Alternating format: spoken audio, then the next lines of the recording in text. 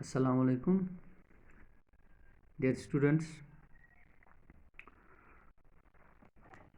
This is class 11th, subject political science, and today's our topic is Indian President Nominal Executive. तो हम ये जानने की कोशिश करेंगे कि हिंदुस्तान का जो प्रेसिडेंट है उसको कैसे चुना जाता है, उसके पावर्स क्या है, वो कैसे आता है, उसकी क्वालिफिकेशन क्या होनी चाहिए, उसके बारे में हमें पता होना चाहिए।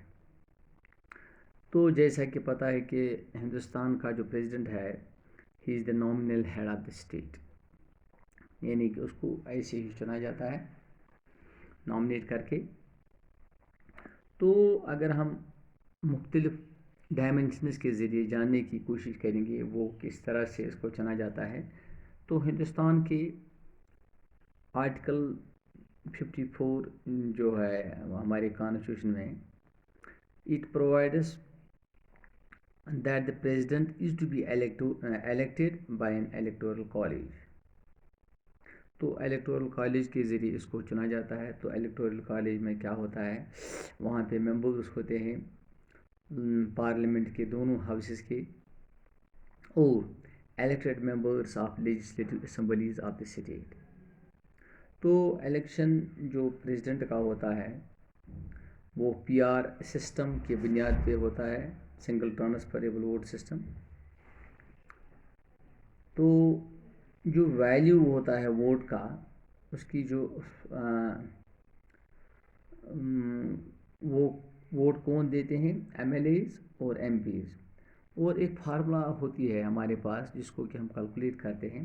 वो फार्मूला क्या है, value of one MLAs vote, यानी एक एमएलए का वोट किसके बराबर होता है, state population divide by 1000 into number of state MLAs, यानी स्टेट की क्या पॉपुलेशन है उसको डिवाइड किया जा रहा है 1000 से और मल्टीप्लाई फिर बाद में किया जाता है नंबर ऑफ स्टेट एमएलएज, यानी स्टेट में कितने एमएलएज होते हैं। यानी value of one MLA vote is equal state population divide by 1000 into number of state MLAs. इसी तरह से value of one MPs vote किसके बराबर होता है, total vote of all MLAs divide by total member of parliament.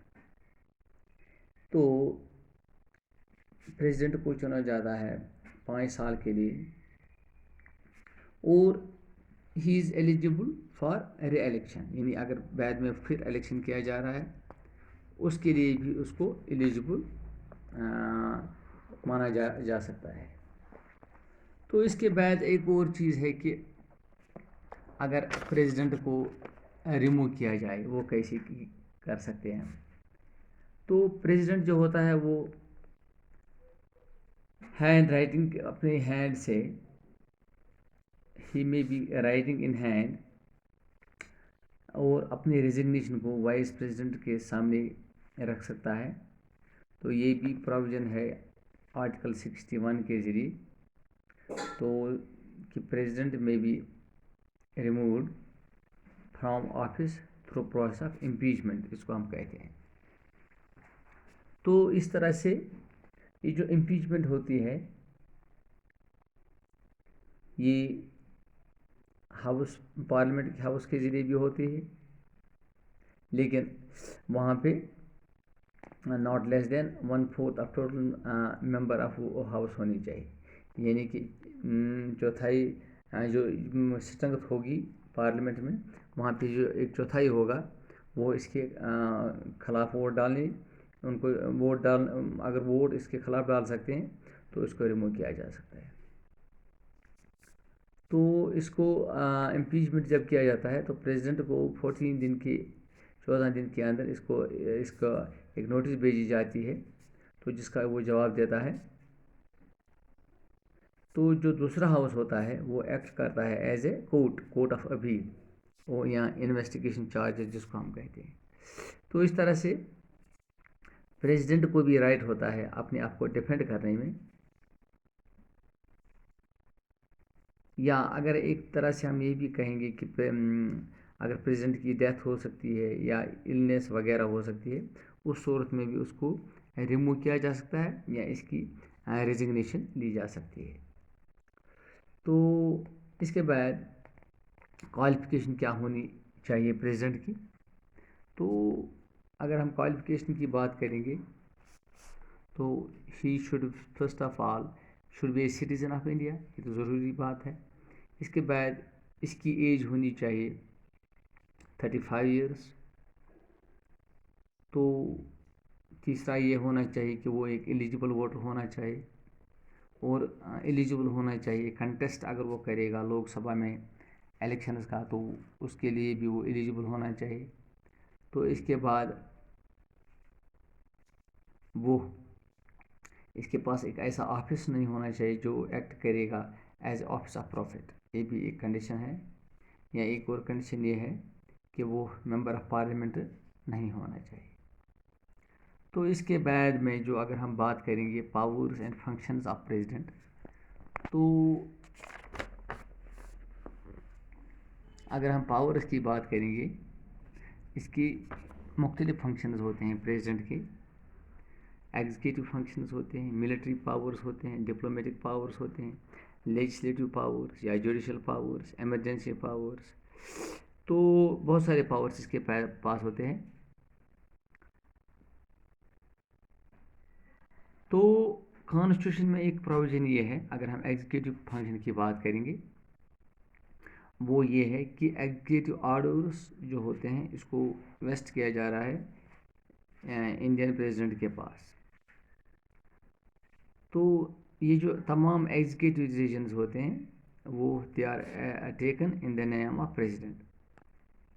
یعنی کہ اگر ہم ایک اور بات کہیں گے کہ جو پریزیڈنٹ ہوتا ہے وہی اپوائنٹ کرتا ہے پرائم منسٹر کو یا ان کی جو جتنے بھی منسٹرز ہوتے ہیں کونسل آف منسٹرز ان کو اپوائنٹ کرتا ہے. تو اس کے بعد